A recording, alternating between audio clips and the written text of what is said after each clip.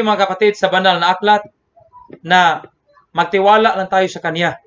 Siya po ang ating Panginoon. We just trust everything in His hand because He knows what is best for us. Yan ang ginawa ng Panginoon mga kapatid para sa ating lahat. Nakasulat dito mga kapatid sa banal na aklat kung anuman ang the whole armor of God. Hindi lang ito isang armor, but it is the whole armor of God that we need to use this armor in fighting our enemy. Ephesians 6:10-20, dito mga kapatid, na sulat dito, the belt of truth, ang bigkis ng katotohanan.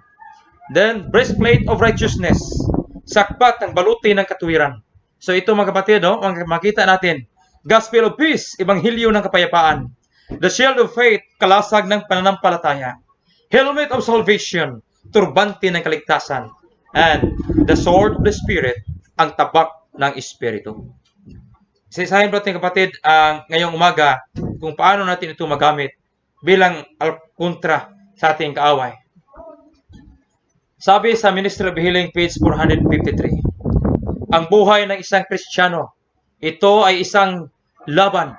The life of a Christian, it is a battle and a march. In this warfare, there is no release. The effort must be continuous and persevering. Mga minamahal, labanan po natin ang buhay na na-experience natin dito sa ating mundo. Mayroon tayong Panginoon na tumutulong sa atin. There is no release, no retreat, no surrender. We need to go forward because the promise of the Lord nga, the God will sustain us. We need to be continuous and persevering. We need to fight without stopping to rest. This is the only way we can have victory over Satan's temptation. You can read that one. It is adapted from our prophetess, Ellen G. White, work in the Ministry of Healing, page 453. Beloved, Satan is working hard with vigilance. We need to fight without stopping to rest. Sa pamamagitan nito, ito lang ang paraan na maging victorious tayo. Mga kapatid, kung hindi tayo makisama o hindi tayo maging involved sa gawain ng Panginoon, tayo ay wala sa hanay ng mga alagad ng Diyos. Tayo ay nasa neutral na ground. And if a person will stay in that neutral ground, still, he is in the rank of Satan. Beloved, you have your talent. Mayroon kang talento, mayroon kang magamit para sa Panginoon. Tulad sa akin, mga kapatid, masaya ako sa inyo. Halos lahat sa inyo umaawit. Carlos family, Garson family, Arnaiz family, family ni Brother Ben, Ray, lahat sa inyo mga kapatid. I cannot mention all of the families. Ladra family din. Kasi si Ladra talagang singer yan, no? Hindi ko talaga nakopya ang talento ni Jack, mga kapatid. Pero, sige lang, mga kapatid. Hindi na ako mag-asang makopya ko kasi baka ma-stress pa ako. Pero ang Panginoon, mga kapatid, tutulong talaga sa atin. Kaya nga ako, mga kapatid, wala akong talento talaga sa pag-awit. I just want to be honest to you. Masama po ang mag-pretend.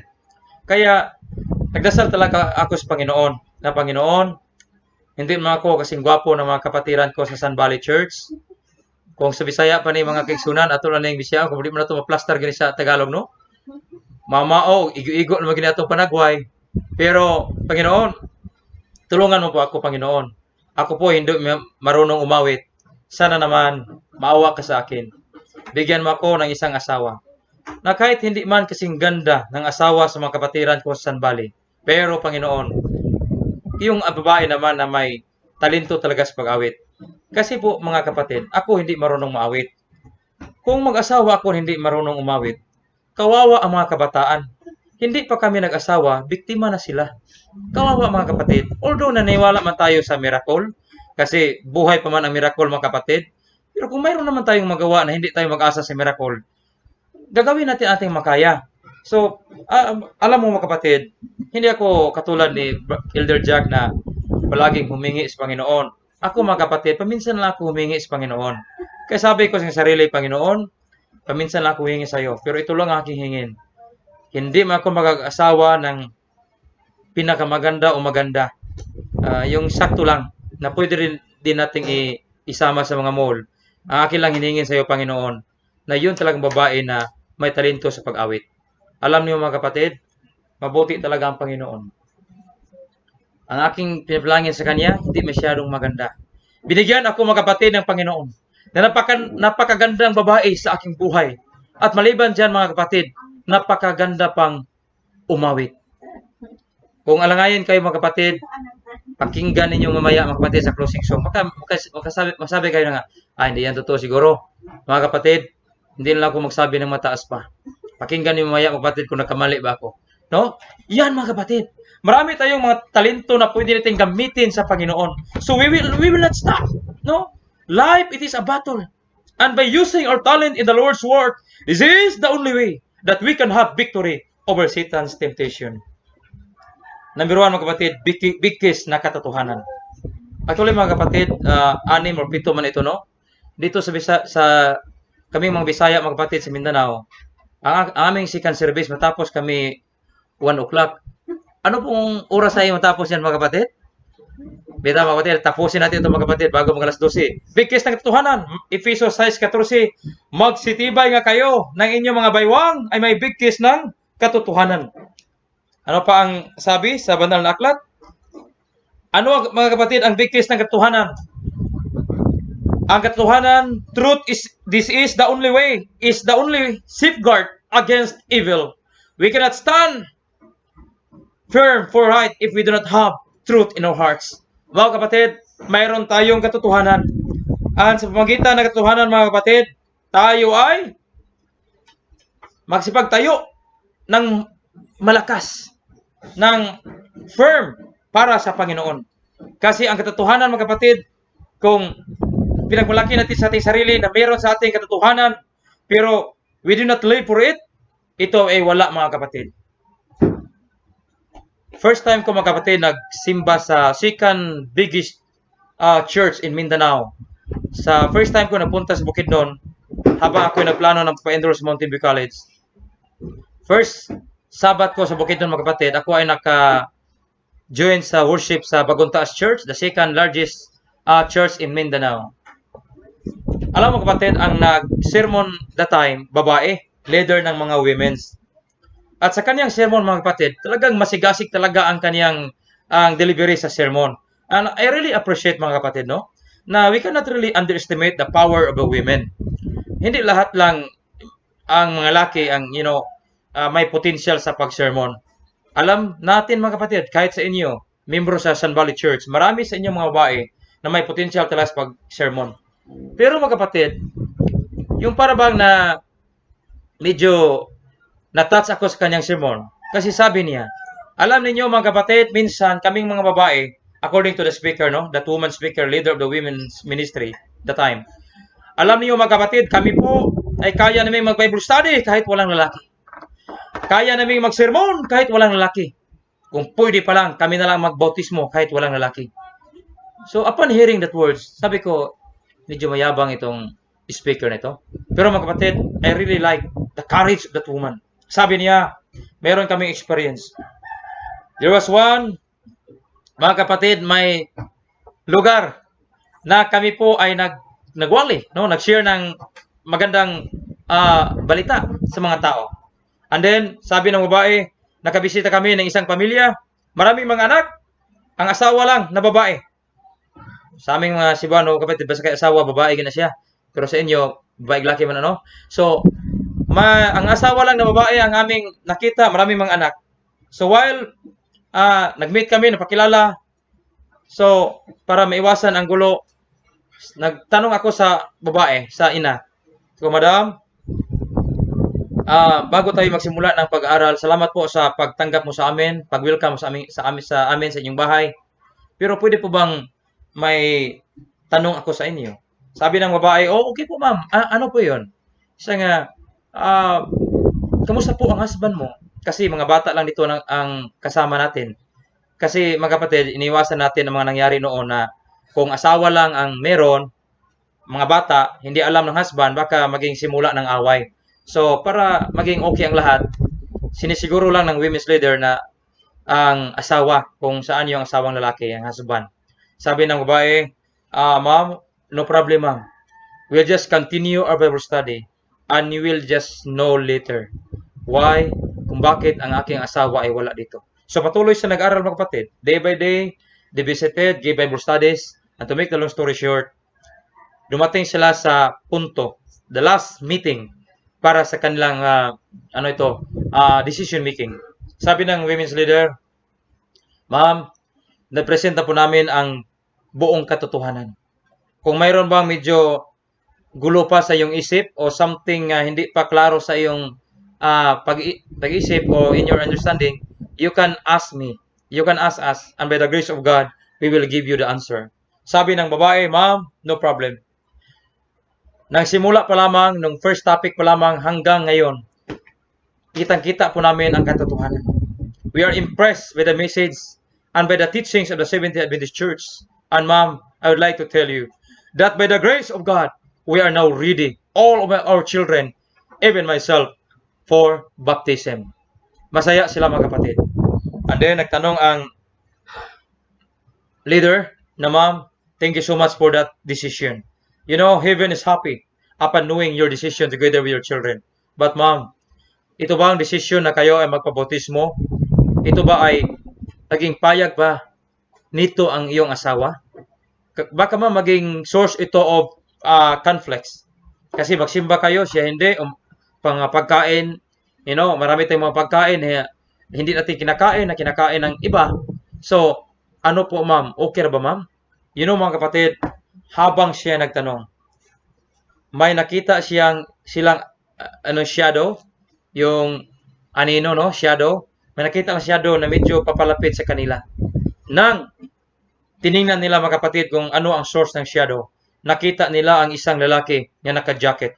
Sabi niya, mataas ang buhok. Sabi ng lalaki, ma'am, no problem. Wala akong problema, ma'am. Ng aking asawa at mga anak ay sila ay magpabautismo. Yun pala mga kapatid, ang husband ng babae. I would like to tell you, ma'am, unang business pa lang kayo nagtuturo dito, nag-Bible study dito, narinig ko na ang lahat. Diyan ako, ma'am, sa tabing door, sa tabing kwarto. Sa gilid, ma'am. Narinig ko ang lahat ninyong discussions. And ma'am, nakita ko na okay talaga ang mga doktrina na tinuturo sa simbahan. Pero ma'am, mayroon na ba akong tanong?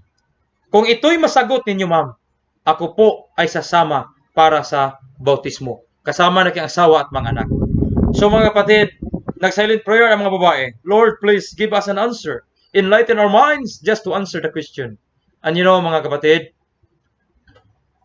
sabi ng women leader, sir, it is only ang Panginoon lamang ang magbigay sa atin ng kaalaman. So anuman ang iyong tanong, pwede mo yung erase mo yung tanong mo para sagutin natin sa awa ng Panginoon.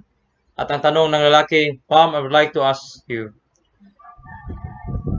how many sins o ilan bang kasalanan ang pwedeng patawarin ng Panginoon? Mga kapatid, hindi naman siguro yan mahirap na tanong, no? Kung ilang kasalanan ang pwedeng patawarin. Sabi ng babae, sir, ang banal na aklat nagsasabi, 1 John 1:9, if we confess our sins, regardless of how many sins, as long as we confess, we ask forgiveness for the Lord, God will surely forgive us. And then kapatid, habang nag-answer po ang ating women's leader, dandahan pong tinanggal ng lalaki ang kanyang jacket at nang binuksan ng jacket mga kapatid, doon po kwintas ba yun kapatid? I-action ko na ito, paniguro kapatid, kung magkamali sa Tagalog, no? Yung kwintas ba? Dito, nakamedalya mga kapatid, ang 81 na ears sa mga tao. Yung tainga, 81. Sabi niya, ma'am, kaya pa ba akong patawarin ng Panginoon? Yung 81 ears na aking ginagawang kwintas. Isang tao, isang tainga ang aking kinuha kay ako ay kilirman. Marami ako mga tao na aking napatay na nalanganin ako sa panahon. Naabutan ako ng mga pulis na hindi ko na nakunan ng tainga. Ma'am, alam ko, ang may-ari ng mga tainga na ito, ang iba, may mga pamilya, may mga anak. na humihintay sa pagbabalik ng kanilang ama. Alam ko, ma'am, ang kanilang pamilya ay nag-suffer sa kanilang pagkain at ang longing na makasama ang kanilang ama. Pero hindi na sila makasama kasi napatay ko na. And my question is, kaya ko pa bang harapin ang husga ng Panginoon? Patawarin pa ba ako ng Panginoon sa akin nagawang kasalanan? Nag-pray sila mga kapatid, and by the grace of God, during the day of baptism, nag-line up ang maraming mga tao, and the last person who stood up in the bank of the river for baptism, mga kapatid, yung tao ng ama ng pamilya. Amen? Mga kapatid, ito po ang working ng truth sa ating buhay. But you know, kapatid, that was not the end of the story. He was baptized Saturday. Pagdating, mga kapatid, ng Miyerkules, there was a knock in the door. May nag-knock sa kanyang door. Sabi niya, pasok. So, may dalawang tao, mga kapatid, nagdala ng, ng sobre o ng envelope, na piece of paper. Sabi niya, may pangalan yan, may 10,000 yan, may complete address ang tao na pwede mong patayin. Sabi ng nag-utos sa amin, ngayon ay Wednesday, hindi na siya maabutan ng Sunday ang pinakala sa kanya. Kapatid, ngumiti lang ang tao, sabi niya, I'm sorry. Naunahan lang kayo ng Panginoon. Tinanggap ko ang Panginoon araw ng Sabado, araw ng Sabat, ngayon Miyerkules na.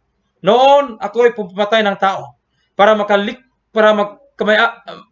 marami akong pera. But ngayon, heaven is real for me. In heaven, maraming mga ginto. Wala na akong problema. Sabihan mo ang nag-utos sa'yo na ang 10,000 is nothing for me because now I have salvation, which is ang salvation na hindi pwedeng bayaran ng pera. Mga kapatid, yun po ang katotohanan na dapat nating malaman. It is Bible truth showing the perils that are right upon us. This light should lead us to a diligent study of the Scripture and a most critical examination of the positions which we hold. Beloved, we have the truth. Sa Bible nakasulat ang lahat, kaya nating labanan ang kaaway. Their faith must be firmly founded upon the Word of God, so that when the testing time shall come, and they are brought before councils to answer for their faith, they may be able to give a reason for the hope that is in them with meekness and fear. Mga kapatid, those who can stand in the last days fiery trials are those people who are purely grounded in the biblical teaching. Huwag tayong mag-rely sa ating sarili na ako ay isang elder, ako ay isang pastor, anak ako ng isang pinuno ng church o isang officers of the church. Mga kapatid, individual tayong harap sa Panginoon. We need to be strongly grounded in the biblical teaching so that we can stand in the attacks of our enemy. Efeso 6:14, magsitibay nga kayo na ang inyong mga baywang ay may bigtis na katotohanan na may sakbat na baluti ng katuwiran. Yun na sinabi ng Banal na Aklat, ang katuwiran ng Diyos ay nahayag kay Kristo na siya nagligtas sa atin mula sa kasalanan. Praise the Lord, mga kapatid. It is by the blood of Jesus that was shed in the cross of Calvary that we have now the assurance of salvation. Sapagkat hindi ko ikinahiya ang Ebanghelyo, sapagkat siyang kapangyarihan ng Diyos sa ikaligtas ng bawat sumasampalataya, unay sa Hudyo at gayon din sa Grego. Ito po ang patotoo ni Apostol Pablo, mga kapatid. Sapagkat dito ang katuwiran ng Diyos ay nahayag mula sa pananampalataya hanggang sa pananampalataya. Gaya ng nasusulat, ngunit ang ganap ay mabubuhay sa pamamagitan ng pananampalataya. Ang kalasag ng sundalo ay simbolo ng katuwiran ni Kristo. Ang katuwiran ni Kristo ay pinoprotektahan tayo mula kay Satanas. Jesus our shield, mga kapatid. Wala tayong dapat ikabahala, labanan natin ang ating kaaway. Ang katuwiran ni Kristo ay ginagawang posible upang magkaroon tayo ng tamang ugnayan sa Diyos. Sa katunayan, mga kapatid, ang perpektong ugnayan na ito sa Diyos ay nagbibigay ng lubos na proteksyon laban sa pag-atake ng ating kaaway. Yan, mga kapatid, the breastplate of righteousness. This is the holiness. Pinili ng Diyos ang tapat at totoong mga tao nang magsuot ng balabal ng katuwiran ni Kristo. Si Satanas ay walang kapangyarihan. Alisin sila mula sa kamay ng tagapagligtas. I would like to tell you, my dear brethren, that God is holding you now. Hinawakan tayo ng Panginoon, mga kapatid. At walang sinumang makapag-alis sa kamay ng Panginoon. Ang kapangyarihan, mga kapatid, ay nasa sa atin. Kasi mahal tayo ng ating Panginoong Diyos. Hindi papayagan ni Kristo ang sinumang tunay, nagsisising kaluluwa, na mag-aangkin ng kanyang proteksyon na mapunta sa ilalim na kapangyarihan ni Satanas. Kung tayo man, mga kapatid, ay lumapit sa Panginoon ng buong puso, hindi kaya ng kaaway na kunin tayo at tanggalin tayo sa pagmamahal ng Panginoon. Ibanghilyo ng kapayapaan, mga kapatid. Yon ang sabi ng banal na aklat. Hindi man natin, mga kapatid, mabigyan ng isa-isang ilustrasyon ang bawat sandata because of the limited time. But I'd like to tell you, brethren, ang banal na aklat ay kinukumpleto talaga tayo kung paano natin labanan, mga kapatid, ang ating kaaway. Yun, mga kapatid, ang ating Panginoon tumutulong sa atin kung paano tayo, mga kapatid, paano natin harapin ang ating kaaway. Sabi nito, mga kapatid, Efeso 15:6-15, at ang inyong mga paa ay may panyapak na paghanda ng Ebanghelyo ng kapayapaan. Ano ibig sabihin nito, kapatid? Ang mga buta na ito ay may isang malakas at mahigpit na paghawak sa lupa sa panahon ng labanan.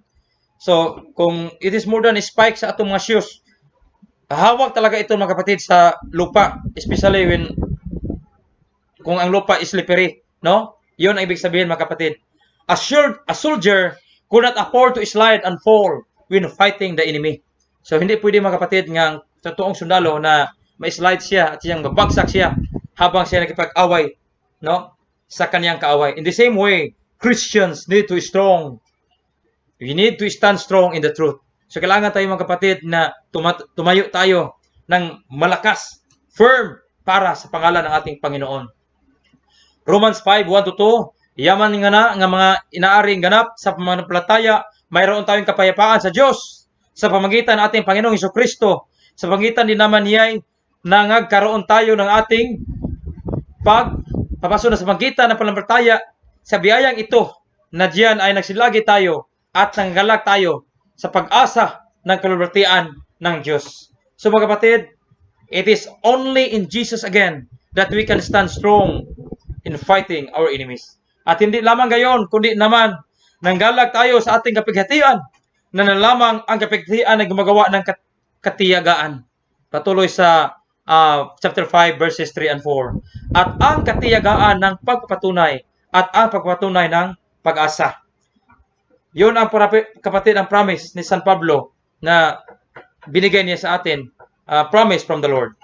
According to Revelation chapter 14 verse 12, narito ang pagtitiyaga ng mga banal, ng mga nagsisitupad ng mga utos ng Diyos at ng pananampalataya kay Jesus.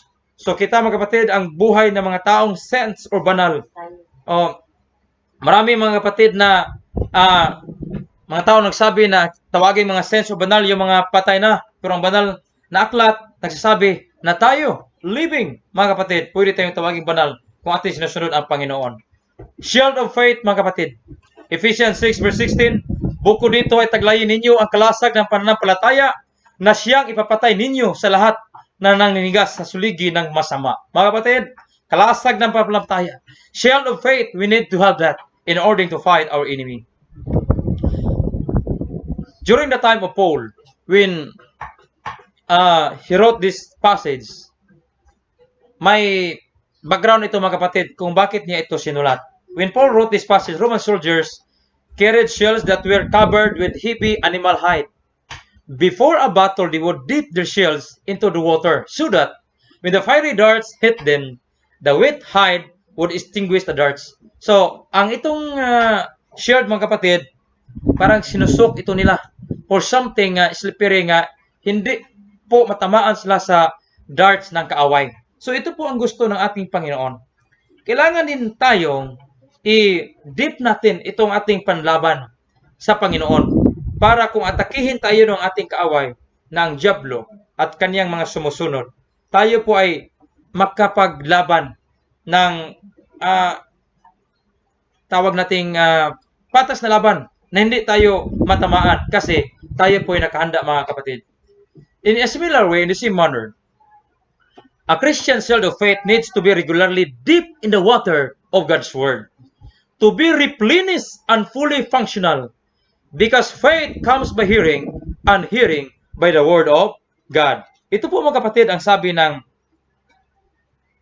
banal na aklat, na kailangan tayo ay nakadip po tayo sa banal na aklat. Kasi ito po ang panlaban natin sa ating mga kaaway. Tanggapin natin ang katotohanan ng with a happy heart para tayo ay makapaglaban sa ating mga kaaway. Kaya nga, ang paniniwala ng galing sa pagkinig, no, yung banggit ko kanina, at ang pagkikinig is pangkita ng salita ng Panginoon. So, people, they don't believe because they don't hear something. O, yung ma-hear nila mga kapatid, ay galing yun sa salita ng Panginoon. We don't have any message to share. No, wala tayong ibang mensahe na ma-share natin sa iba. Ang mensahe lang mga kapatid, na atin nga, galing kang Kristo. During the student campaign, mga kapatid, si Jack, at sa karamihan sa inyo, zero sa inyong lahat, alam niyo mga kapatid na sa church, mayroon tinatawag na student program. Yung we recruit students to participate in the missionary work. Kahit na maliit pa lamang sila ay na-train na on how to become missionaries, how to meet people, how to pray with people, how to mingle with people through our publications, no? Mayroon silang nagawa ng missionary work. At the same time, that is a big help also in their study. Kaya meron na tayong mga scholarship doon. But what we are trying to explain to the students is not just about the monetary benefits, but really the nature of the work, missionary work. So, sa SPAC, sa South Philippine Adventist College, that is located in Davao, mga kapatid, sister school yan sa Mountain View College. Nagpunta ang ating mga directors, nag-promote sila regarding sa summer canvassing program. Marami mga kapatid ang gustong mag-join sa canvassing. At nang sinabi mga kapatid ng isang director na there's a challenge. We need to open Zamboanga City. And beside that, from Zamboanga City, yung mga tao na handang i-share ang mensahe sa mga kapatiran natin na mga Muslim, pwede kayo magpunta sa Hulo para na i-share ninyo ang mensahe. Yung pag-divide na ng mga areas mga kapatid, after the recruitment, after the presentation of the pastors, mayroon ng division of areas. So, sino sa inyo ang gustong sumama sa Iloilo? Maraming sumama para makapunta sa Boracay Island.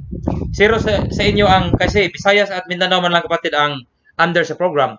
Kung sino sa inyo magpunta sa Davao o sa Cagayan, kahit anong lugar, Bacolod, marami mga kapatid nag-volunteer. Pero, nang tinanong, sino sa inyo ang kusang loob na sumama para sa Zamboanga?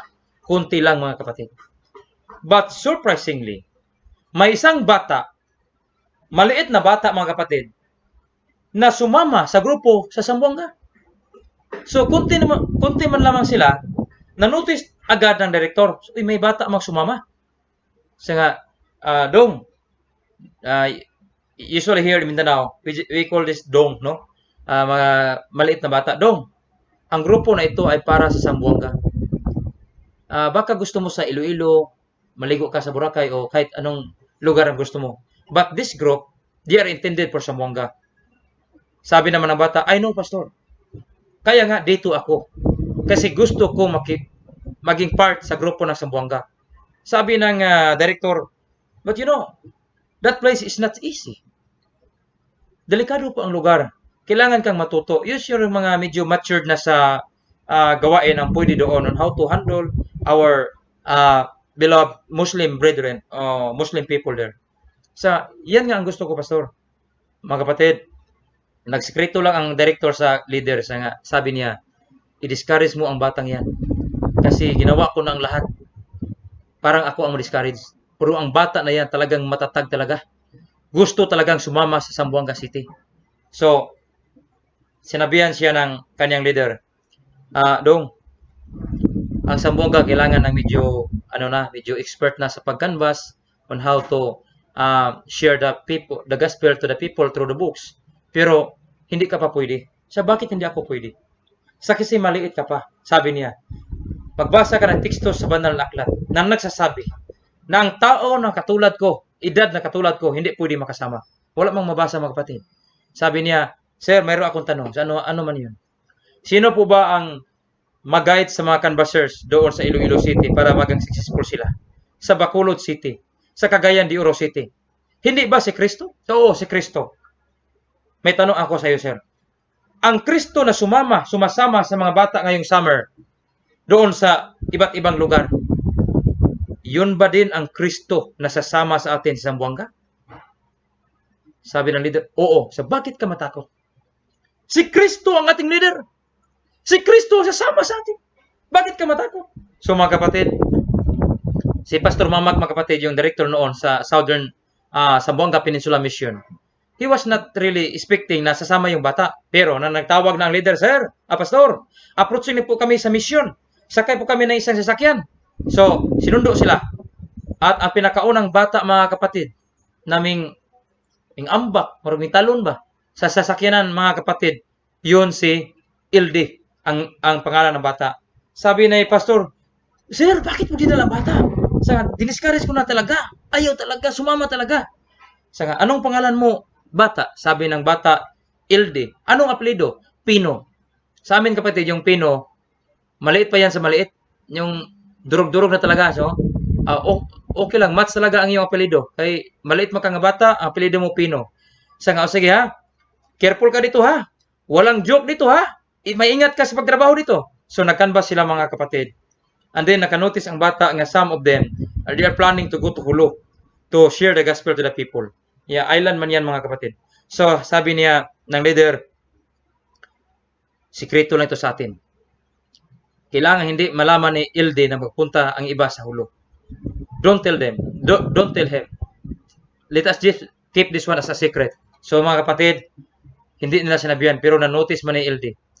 Naghanda ang mga bata para magpunta sa Hulu, naghanda din siya. Sabi niya, Sir, sasama ako sa Hulu. Hindi ka pwedeng sasama. Sir, ang Panginoon na tumulong sa akin dito sa siyudad ng Zamboanga, yun din ang Panginoon na sasama sa akin sa Hulu. So sumama siya mga kapatid. Pero walang gusto maging-partner sa kanya. Maliit man siya, elementary pa man siya. Ang kaniyang mga kasama, mga college na. Pero, they went to a certain place, punta sila ng isang lugar, pero mag-divide sila. No, kanya-kanya silang pagkanbas.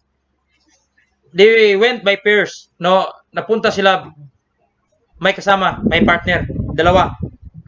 Dalawa sila nag-approach sa mga tao. Pero kang LD, walang gustong sumama sa kanya. Sabi niya, isama naman niya ako, sa hindi pwede. Baka malagay lang kami sa delikado at kahiyan. So, may faith ka man, work out your faith. So, canvas siya mga kapatid. You know mga kapatid, na-canvas siya sa isang head ng department, Muslim din. Sabi niya, Ma'am, Assalamualaikum. So, he practiced some courtesy sa mga Muslims. Nasaya ang bata. So, Ma'am, mayroon akong importanteng pakay sa iyo, Ma'am. Nais ko kayong tulungan, Ma'am. Nais ko, Ma'am, na ang buhay natin aging masaya, ligtas sa mga kapamakan at sa iba't ibang sakit.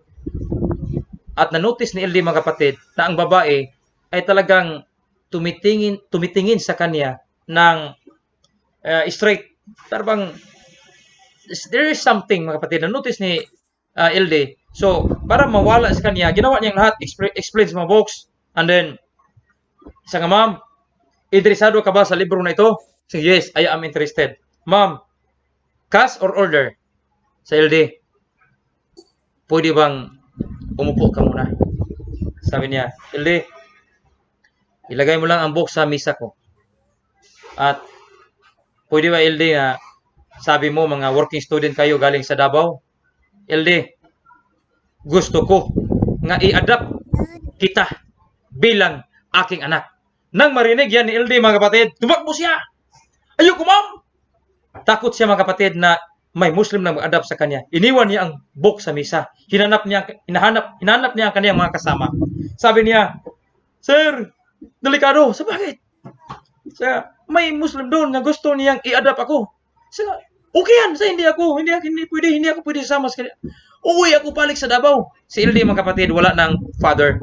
No, mahirap ang kalagayan. May mother na surviving mother na kanya ang nag-aruga. So Okay na yan, blessing yan. Hindi pwede blessing. Takot ako sa mga, this class of kind of people. Sa balik ako sa Mindanao. Sige. So, kung ayaw mo ayaw. Sir, ang problema, sir, ang libro, ang book, naiwan sa misa. Kunin mo yun. Hindi ko yan kunin. Kasi ayaw kong bumalik sa misa. Makita ako ni ma'am. Ikaw lang kuha sa hindi pwede. Walang sinuman sa kaniyang grupo ang gustong bumalik. Napilitan si LD mga kapatid na bumalik sa misa. Nandoon pilit ng babae. Mabuti na lang kapatid kay babae medyo nagsulat-sulat siya sa may something na sinusulat. Saka okay to. Hindi ito na-notice ni ma'am. Dahan-dahan niya mga kapatid nilapitan ang misa para kunin ang book. Ngunit ng kaniyang when he hold the book, mga kapatid, hinawakan niya ang book. Hinawakan na kaniyang kamay. Ma'am! Huwag, ma'am! Ayoko, ma'am! Sa LD, please understand. Sa LD, pwede bang ma-explain ko ang aking part? Sa ma'am, okay, ma'am, basta huwag mo akong i-adapt sa LD. Ang adoption LD, hindi ibig sabihin na sa bahay ka manirahan, baka matakot ka sa amin, o hindi ka uwi. Ang ibig sabihin LD, uuwi ka rin sa Davao, doon ka mag-aral kung ayaw mo. But, allow me to support your study. Kahit doon ka, kahit malayo ka, but susuportahan ko ang iyong pag-aral. Sa ma'am, mahiya ko ma'am, sa LD. Bakit LD ito ang ginawa ko sa'yo? Alam mo LD, 1 month lang ang nakaraan. Namatay ang aming iisang anak. The only son, namatay LD. At yung the way ka magtayo, the way ka magsalita, ang mukha mo LD, ay parang kamukha talaga ng aking anak. So upon seeing you, yung tingnan kita, para rin nabuhay ang aking anak. Kaya LD, please allow me to sponsor your study, to adopt you, to support your study, kahit anong kurso yung kunin. Sige, ma'am. Ibig sabihin, ma'am, hindi lang ako sa inyo manirahan. Hindi. Uwi ka, mag-aral ka. So mga kapatid, sige, LD, ano LD? Kumakain ka na ba? Sige, mula ngayon LD, huwag ka na mag-ma'am sa akin. Tawagin mo akong ina kasi sa Muslim, mga minahal natin mga kapatirang Muslim, yung mothers kanila, ina o nanay sa atin, no? Tawagin mo akong ina. Sige LD, kakain tayo.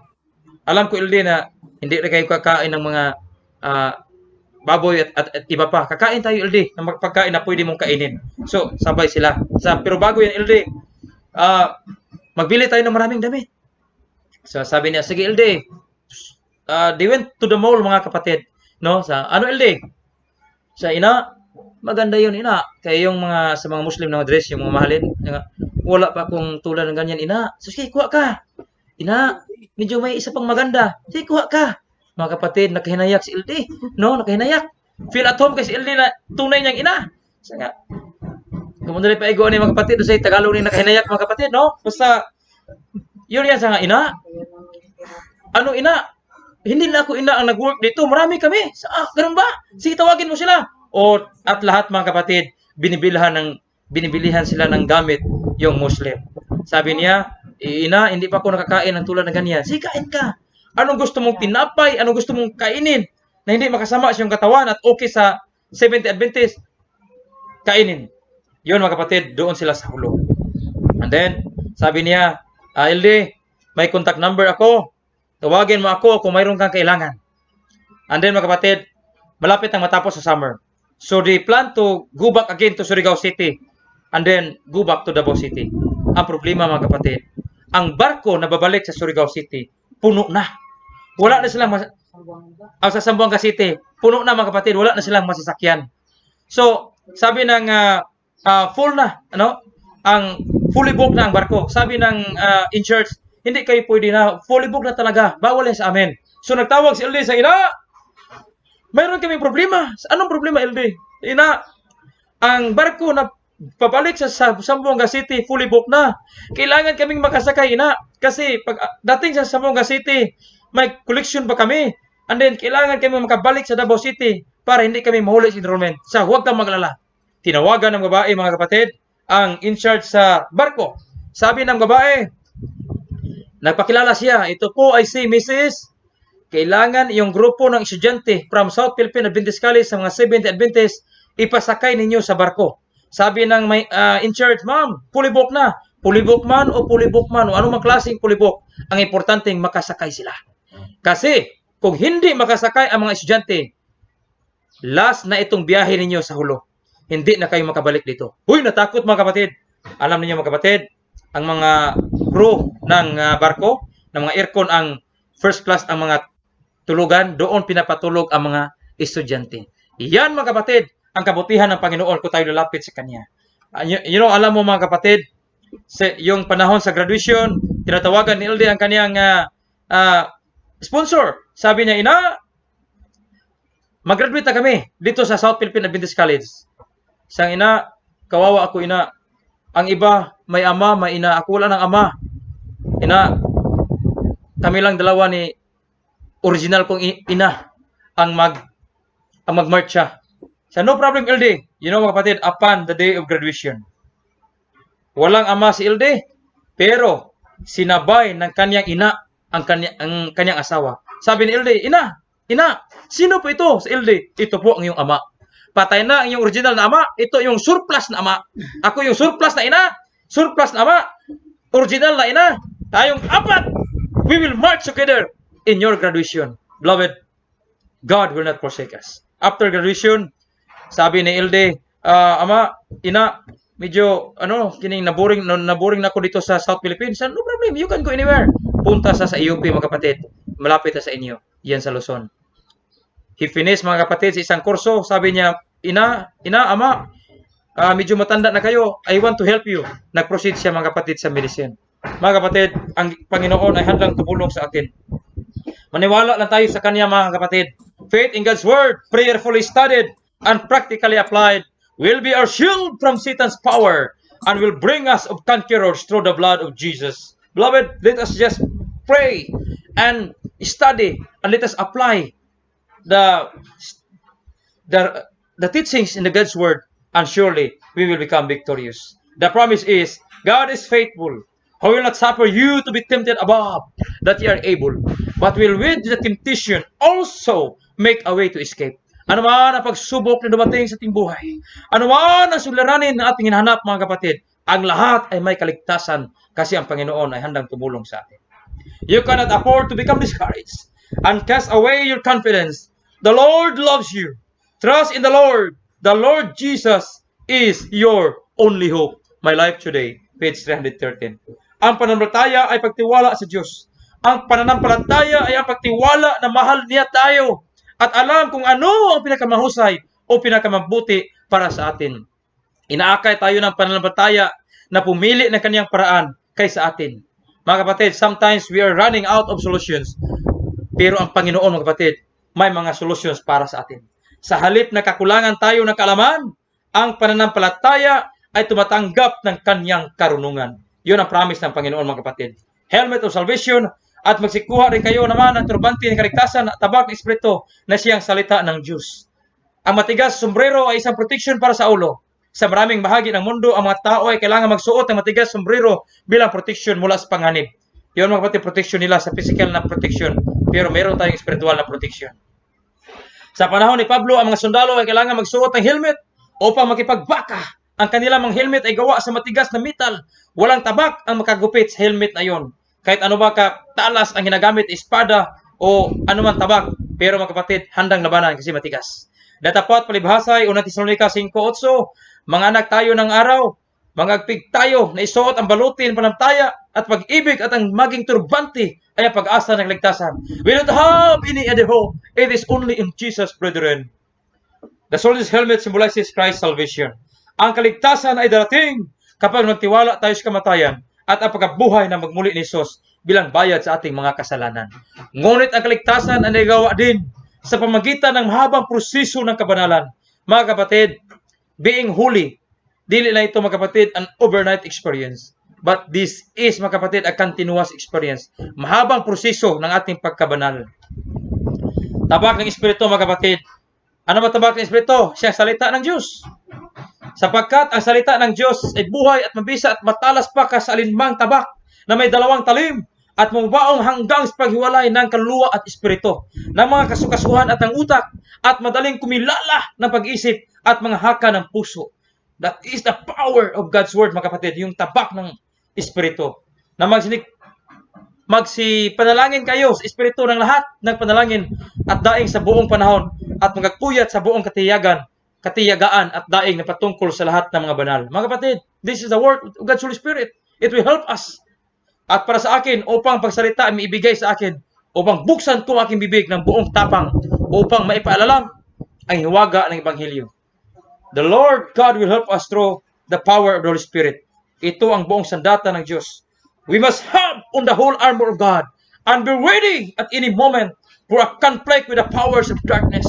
Dapat tayo magkaroon ng buong baluti ng Diyos at maging handa sa anumang oras para sa isang pagharap sa pagngyarihan ng kadiliman. In summary, mga kapatid, every piece of the soldier's armor represents Jesus. And Jesus is the truth. Jesus is the righteous one. We are not righteous, but Jesus is our righteousness. Wala tayong righteousness sa sarili natin, mga kapatid. We cannot trust ourselves. We just fully submit to the Lord. Jesus is the gospel of peace and the Prince of Peace. He said, I have peace I have given unto you. It is a peace that the world cannot give. Jesus is the shield of faith, the foundation of our faith, and Jesus is also the author and finisher of our faith. Looking unto Jesus, the author and finisher of our faith, who for the joy that was set before him endured the cross, despising the shame, and has sat down at the right hand of the throne of God. Wow, mga kapatid. What a promise. The Lord is our strength and our shield. The whole armor? Yun, mga kapatid.